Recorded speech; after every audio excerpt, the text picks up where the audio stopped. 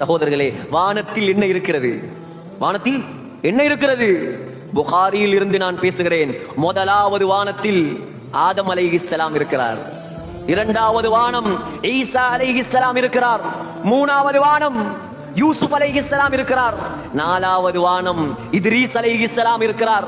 ஐந்தாவது வானம் ஹாரூன் அலைஹிஸ்ஸலாம் இருக்கிறார். ஆறாவது வானம் மூசா அலைஹிஸ்ஸலாம் இருக்கிறார். ஏழாவது வானம் இப்ராஹிம் அலைஹிஸ்ஸலாம் இருக்கிறார்.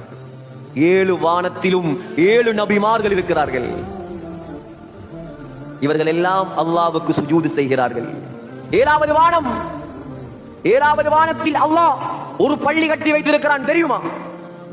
7வது வானத்தில் அல்லாஹ் ஒரு பள்ளி கட்டி வைத்திருக்கிறான். யாருக்கு தெரியும்? உலமாக்களுக்கு தெரியும், படித்தவர்களுக்கு தெரியும், எத்தனையோ பேருக்கு தெரியாது. சகோதரர்களே, உலகத்தின் மிகப்பெரிய பள்ளிவாசல் எது?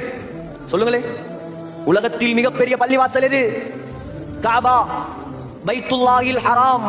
உலகத்தில் இப்பொழுது இருக்கக்கூடிய மிகப்பெரிய பள்ளிவாசல் அதுதான். எவ்வளவு பெரிய பள்ளிவாசல்? ஒரே நேரத்தில்